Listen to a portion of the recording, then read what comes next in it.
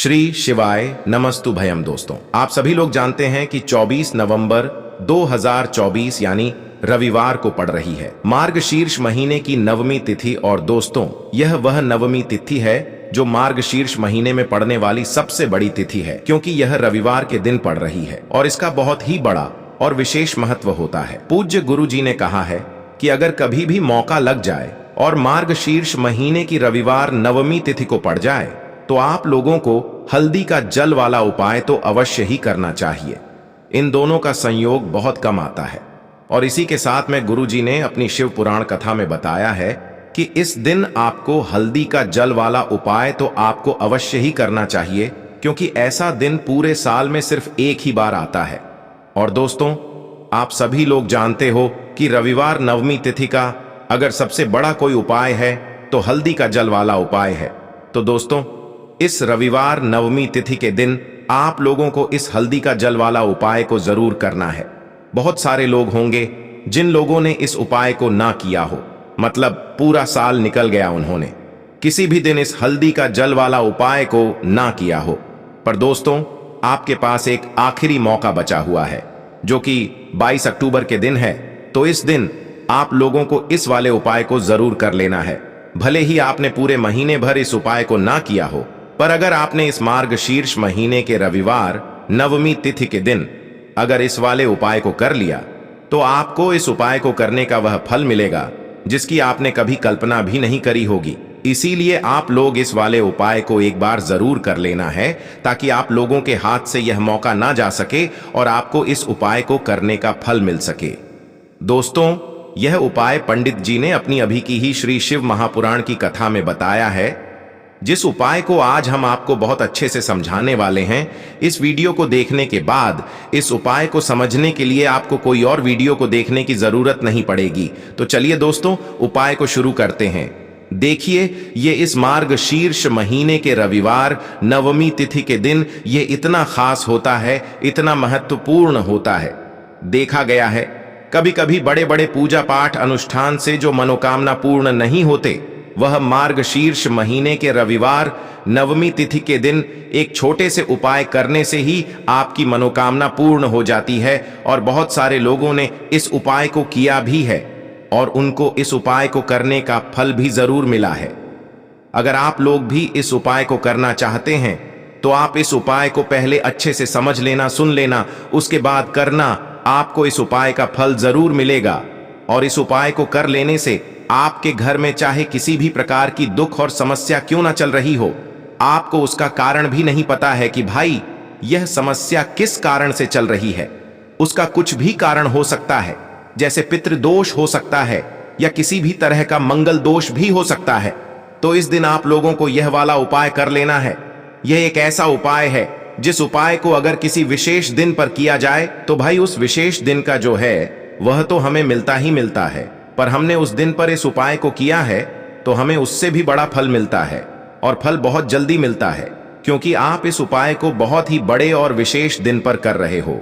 तो चलिए अब उपाय के बारे में बात करते हैं, लेकिन उससे पहले आप लोगों को यह जानना आवश्यक है कि आखिर यह उपाय किस समय करना है, किसको करना है और कैसे करना है। तो चलिए हम आगे आपको वीडियो में एक एक करके बता देते हैं। लेकिन उससे पहले अगर आप लोग हमारे चैनल पर पहली बार आए हैं या फिर मेरी आवाज आज पहली बार सुन रहे हैं तो हमारे चैनल को सब्सक्राइब जरूर कर लेना और इस वीडियो को लाइक करके कमेंट बॉक्स में श्री शिवाय नमस्तुभ्यम ओम नमः शिवाय जरूर टाइप कर देना। तो दोस्तों, इस हल्दी का जल वाला उपाय को हमें इस रविवार नवमी तिथि के दिन कैसे करना है, किसको करना है, किस समय करना है और कहां पर करना है, यह सारे सवालों के जवाब आपको इस वीडियो में मिल जाएंगे। और जो ये वीडियो देखेगा भाई, उसको हल्दी का जल वाला उपाय जरूर करना चाहिए, क्योंकि इस दिन हल्दी का भी बहुत ही बड़ा और विशेष महत्व होता है।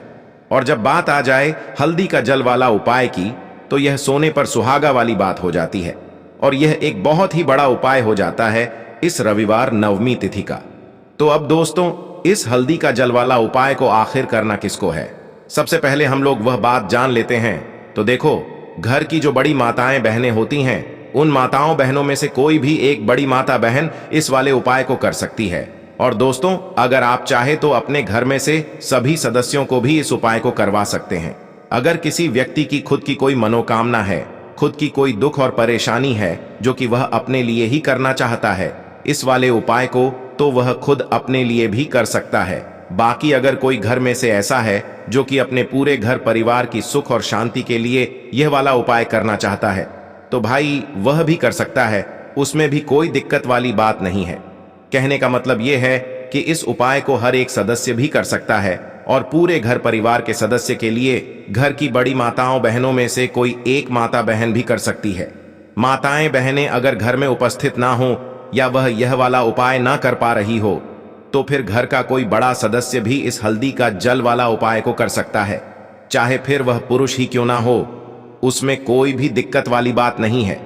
अब दोस्तों, जो अगला प्रश्न निकल कर आता है वह यह आता है इस उपाय को लेकर कि आखिर इस उपाय को हमें किस समय करना है, सुबह के समय करना है कि शाम के समय करना है। तो देखो, इस वाले उपाय को आप लोग सुबह के समय भी कर सकते हो और शाम के समय प्रदोष काल में भी कर सकते हो। अब अगर आप पूछो कि भाई सबसे उत्तम समय कौन सा रहेगा इस हल्दी का जल वाला उपाय को करने का, तो हम आपसे बस यही कहेंगे कि इस उपाय को आप सुबह के समय करेंगे तो ज्यादा बेहतर होगा। बाकी अगर प्रदोष काल शाम के समय भी करेंगे तो भी अच्छा होगा, उसमें कोई भी दिक्कत वाली बात नहीं है। तो अब दोस्तों, जो अगली सबसे बड़ी और महत्वपूर्ण बात आती है वह यह आती है कि सुबह अगर हम उपाय को करेंगे तो हमें कितने बजे से लेकर कितने बजे तक के बीच में करना है, और शाम के समय प्रदोष काल में करेंगे तो हमें कितने बजे से लेकर कितने बजे के बीच में करना है। तो देखो, सुबह जितनी जल्दी हो सके आप उपाय को करने की कोशिश करना। बाकी अगर किसी कारणवश लेट भी हो जाओ, थोड़ी देर भी हो जाए, तो 10 या 11 बजे तक भी आप उपाय कर लेना, पर 12 बजे से ज्यादा देरी ना हो, ठीक है? इस बात का ध्यान रखना। उसके बाद में दोस्तों, अगर शाम के समय प्रदोष काल की बात करें, प्रदोष काल का जो समय है होता है वो शाम के 6 बजे से शुरू हो जाता है। मतलब शाम के 6 बजे से लेकर 7 बजे के बीच का जो समय होता है, यह समय प्रदोष काल का समय होता है। तो आप इस उपाय को 7 या 8 बजे के बीच में भी कर सकते हो। मतलब शाम के 6 बजे से रात 8 बजे के बीच में आप कभी भी इस वाले उपाय को कर सकते हो, उसमें कोई भी दिक्कत वाली बात नहीं है। देखिए, मार्गशीर्ष का पवित्र महीना होता है, भगवान विष्णु को समर्पित मार्गशीर्ष का महीना होता है। भगवान विष्णु को समर्पित नवमी तिथि भी होती है, भगवान विष्णु को समर्पित 3 शुभ योग, 3 दुर्लभ तिथिवार, ये अगर मिल गए हैं तो आपको आज के दिन एक विशेष उपाय करना है। आप आपके घर में आपके घर का जो मटका है, जो ठंडा जो जल है, माटी का जो मटका है, उस माटी के मटके के जल से आपको वह जल जो है वह तांबे के पात्र में लेना है, और इस पात्र के अंदर आपके रसोई घर से आपको एक चुटकी हल्दी इस पात्र के अंदर आपको मिला देना है। हल्दी शुद्ध होनी चाहिए, हल्दी पवित्र होनी चाहिए। ध्यान रखना, हल्दी में कोई अन्य मसाले मिले हुए नहीं होने चाहिए। पीसी हुई हल्दी आपको इसके अंदर डालना है, और इस हल्दी मिश्रित जल से आज इस मार्गशीर्ष की नवमी पर, रविवार के दिन पर, आपके घर के आसपास जो भी केले का वृक्ष हो, केले के वृक्ष के वहां पर जाना है, और आज के दिन आपको पूर्वमुखी होकर के केले के वृक्ष को प्रणाम करना है। नवमी का दिन है, भाग्य का उदय करने के लिए होता है। देखो, जब आप तांबे के पात्र के अंदर एक चुटकी हल्दी डालोगे, तब आपको ओम ब्रह्म बृहस्पति नमः इस मंत्र का कम से कम 11 बार जाप करना है। और जब आप केले के वृक्ष के वहां पर जाओगे और केले के वृक्ष को प्रणाम करोगे, नवमी का दिन केले के वृक्ष को अगर आप निहारते हैं तो आज के दिन आप साक्षात भगवान विष्णु को निहारते हैं।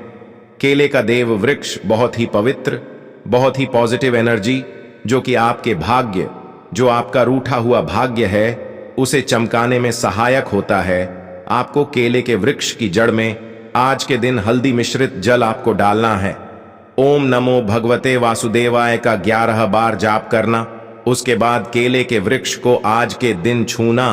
केले के वृक्ष की जड़ में जो मिट्टी में जो आपने जल डाला है, वो जल जो है, जो मिट्टी जो है, वो गीली हो गई होगी।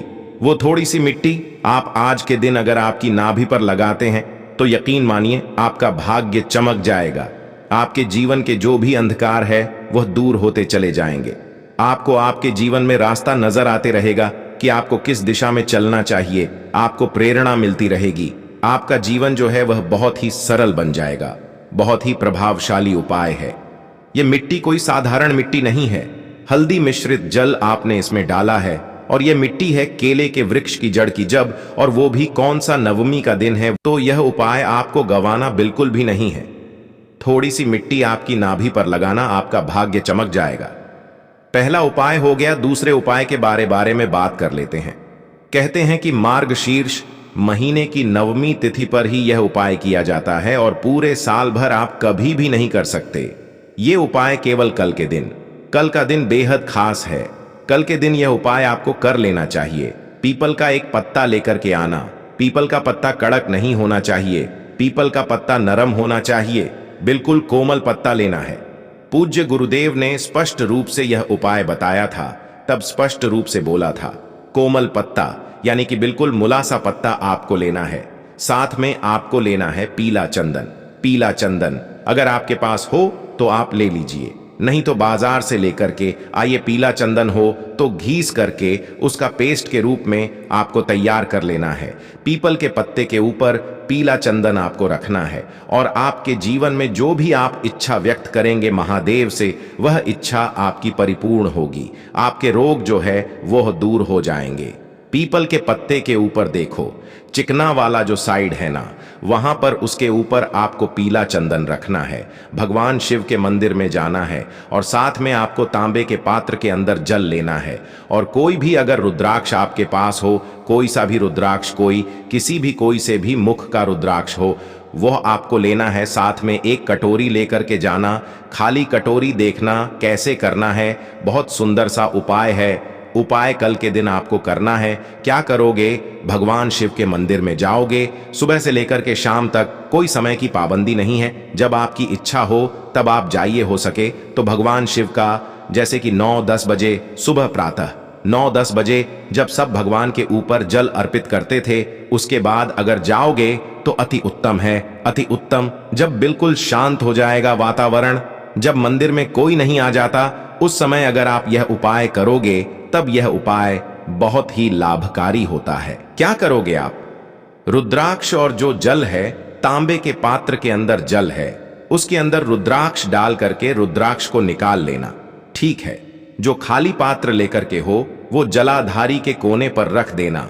श्री शिवाय नमस्तुभ्यम का जाप करते हुए तांबे का पात्र जो है, जो जिसमें जो जल है, जो रुद्राक्ष मिश्रित जल है, उस जल से आपको भगवान शिव के शिवलिंग का अभिषेक करना है। जैसे ही जल जो है भगवान शिव के शिवलिंग से बहता हुआ, जलाधारी के वहां से आता हुआ, वो आपको जल जो है उस जल को झेल लेना है। ज्यादा जल को झेलना, क्योंकि यह जल आपको लगातार 22 दिनों तक पीना है। जल को पीना है। समझ में आई बात? यह जो जल है आप साइड में रख लीजिए। अब आपके पास है पीपल के पत्ते के ऊपर पीला चंदन। त्रिपुंड की जो 3 उंगलियां रहती हैं, सीधे हाथ की जो 3 उंगलियां रहती हैं, त्रिपुंड वाली उंगलियां, वो त्रिपुंड वाली उंगलियां जो है पीपल के पत्ते के ऊपर जो पीला चंदन है उस पर स्पर्श करवाना है। और इन तीनों उंगली को कटी भाग, भगवान शिव और माता पार्वती जिससे जुड़े हुए रहते हैं उसे कटी भाग कहते हैं, कटी भाग के वहां पर स्पर्श करवाना है। फिर उसके बाद आपको माता अशोक सुंदरी वाला जो स्थान है वहां पर स्पर्श करवाना है। आगे आपको बात समझ में। अब आप क्या करोगे ध्यान रखना। कटी भाग पर टच करवाया, फिर माता अशोक सुंदरी वाले स्थान पर टच करवाया। अब जो पीला चंदन है उस पीले चंदन को वापस से निकालना है। कटी भाग वाला भी पीला चंदन निकालो और उसके बाद माता अशोक सुंदरी वाले स्थान पर जो पीला चंदन है उसे वापस से निकालोगे। उसके बाद जो पीपल के पत्ते के ऊपर जो पीला चंदन है उसी के अंदर यह आपको वापस से मिला देना है। जितना भी निकल जाए, ऐसा नहीं है कि पूरा ही निकालना है। 70 पर में निकल जाए, 80 पर भी निकल जाए, जितना पीला चंद आप वापस से निकाल करके लेकर के आओगे अति उत्तम रहेगा। आपको क्या करना है? पीले चंदन के ऊपर जो पीपल का पत्ता है उसी के ऊपर आपको यह रख देना है। अब यहां पर एक चीज समझना, ये जो जल आपने झेला है और यह पीपल के पत्ते के ऊपर यह जो चंदन है, यह दोनों घर पर लेकर के आना। आप भगवान शिव से आग्रह करना कि ये जो मेरी बीमारी है यह दूर हो जाए, मेरी जो मनोकामना है यह परिपूर्ण हो जाए। ऐसी कामना करते हुए घर पर आ जाना। अब उसी दिन से आप क्या करोगे? जिस भी व्यक्ति को नेत्र संबंधित कोई परेशानी हो, जिस भी व्यक्ति को कंठ संबंधित कोई परेशानी हो, जिस भी व्यक्ति को कोई भी परेशानी हो, उस व्यक्ति को तिलक करना है पीले चंदन का। लगातार 22 दिनों तक पीले चंदन का तिलक करना है। साथ ही साथ वो जो जल आप झेल करके लाए हो ना, थोड़ा थोड़ा जल 22 दिनों तक एक एक चम्मच भी पियोगे तो 22 दिनों तक लगातार उस व्यक्ति को इस जल का सेवन करना है। उस व्यक्ति की जो भी बीमारी होगी, निश्चित तौर पर वह बीमारी दूर होना शुरू हो जाएगी। नेत्र संबंधित कोई परेशानी है तो नेत्र में भी आप पीला चंदन हल्का सा टच कराना है। बस बस बस यह उपाय करना। यह उपाय केवल और केवल कल के दिन ही किया जाएगा, नहीं तो आप जब यह उपाय करना चाहो तो फिर अगले साल ही यह उपाय होता है। तो विशेष ध्यान रखना, कल का दिन गंवाना नहीं है। हो सके तो कल के दिन यह सुंदर सा प्यारा सा उपाय आप जरूर करना। यह हो गया दूसरा उपाय। अब इस वीडियो में हम आखिरी उपाय के बारे में बात करेंगे, जो कि है तीसरा महा उपाय, द्विजेश महादेव का उपाय। बहुत प्यारा सा उपाय है। इस उपाय की करने के लिए मात्र आपको तांबे के पात्र के अंदर जल लेना है। इस जल को कैसे आपको चढ़ाना है पहले यह समझिए। यह भी वैशाख के पवित्र महीने में ही यह उपाय किया जाता है। तो कल के दिन आप नवमी तिथि के दिन यह उपाय कर सकते हैं। तांबे का पात्र लेना, उसके अंदर जल भरना, पूरा जल भर लेना। ठीक है, अब आप क्या करोगे? भगवान शिव के मंदिर में जाओगे। अब यहां पर देखो, शिवलिंग है, जलाधारी है। यहां से जलाधारी के यहां से जल आपको डालते हुए आना है और उसके बाद शिवलिंग पर नहीं डालना है, पूरे गोल घूम जाना है। आपको पार्वती माता के हस्त कमल के वहां पर पूरा जल डालते हुए आपको वापस से जलाधारी के वहां पर आ जाना है कोने तक। ठीक है, अब आप क्या करोगे? यहां से वापस से देखो, जल की धारा टूटनी नहीं चाहिए। यहां से वापस से जल आप लेते हुए जाओगे और भगवान शिव के शिवलिंग पर द्विजेश महादेव के नाम से आप अर्पित कर दोगे। यह बिल्कुल नया उपाय है जो आपकी भाग्य की, यह बिल्कुल नया उपाय है जो कि आपकी मनोकामना परिपूर्ण करेगा। और यह उपाय केवल और केवल मार्ग शीर्ष महीने की रविवार नवमी तिथि में ही किया जाता है। तो यह उपाय भी कल के दिन आप कर सकते हैं। मनोकामना पूर्ति के लिए बहुत खास ये उपाय है। तो दोस्तों, ये थे पूज्य गुरुजी द्वारा बताए गए कुछ बहुत ही खास उपाय। अगर आपको जानकारी अच्छी लगी हो तो वीडियो लाइक करिएगा। मिलते हैं फिर एक नए वीडियो के साथ। श्री शिवाय नमस्तुभयम।